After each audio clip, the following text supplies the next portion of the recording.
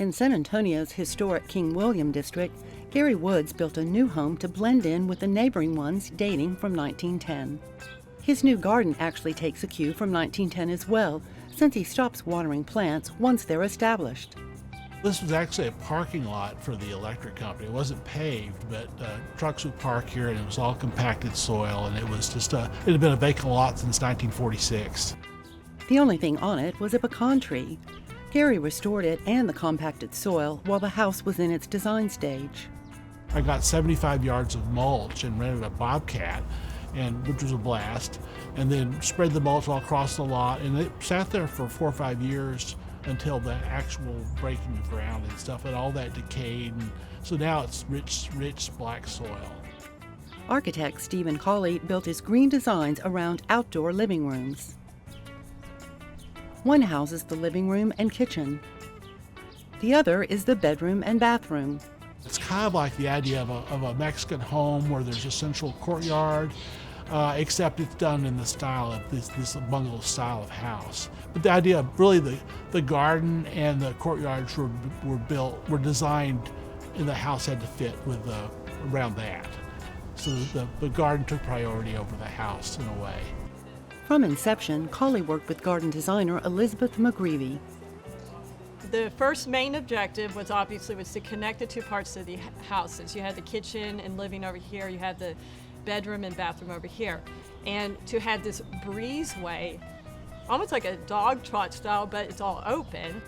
We wanted to make this outdoor pergola really large, structural, so it really is part of the house and not just an add-on.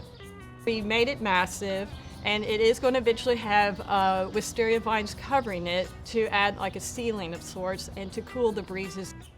From the main entrance gate, the viewpoint ended on their neighbors' windows. McGreevy designed a trellis to alter the perspective.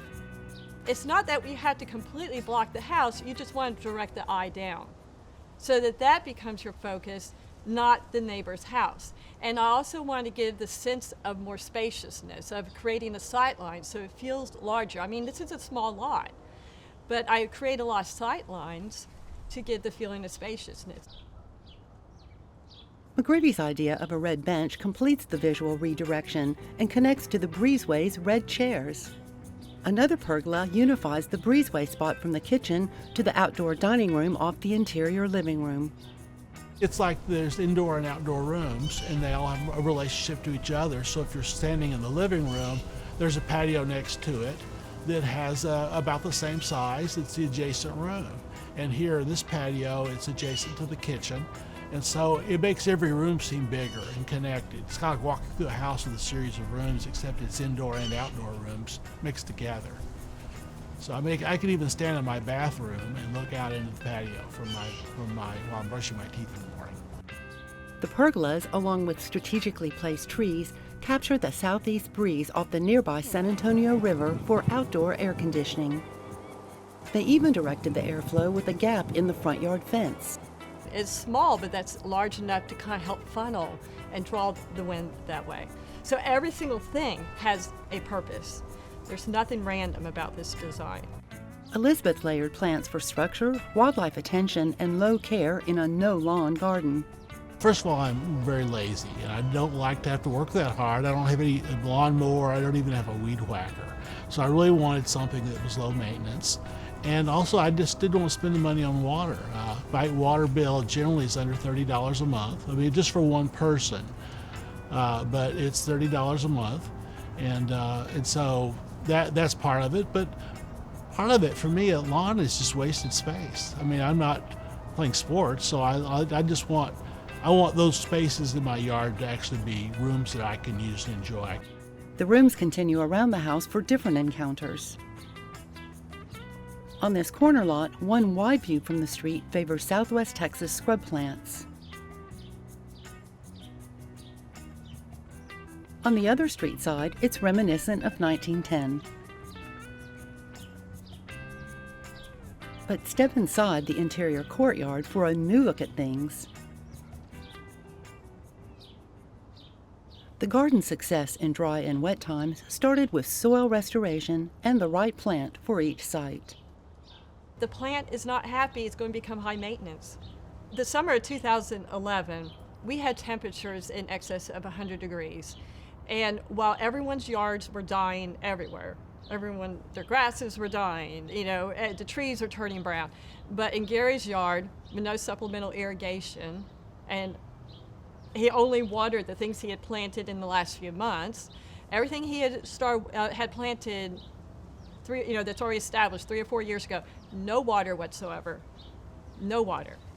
We gotta be more selective and diligent about getting plants in the right place and restoring our soil. It's important, it's imperative, to really try to reduce water consumption in our landscapes. It's like right now, 30% of our water use? And I talk to people all the time who are watering every 2 days. And, we need to get it down to where it's typical every 2 weeks if you really want a lush landscape. But we need to get past these ideas of it being overly lush, blooming all the time. Yards that say green all the time. Be willing to change with the seasons. Connection to the seasons through companionship of spaces was Gary's vision from the start. It's really worth having the inside of your house connect with the outside of your house. That you don't want to be sealed up in your house or outside on the lawn. You want the division between the two houses to open up.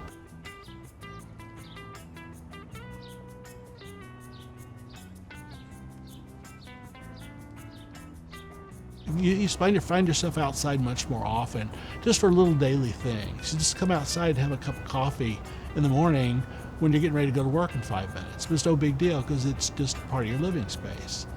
It's not a special thing, it's just a daily thing.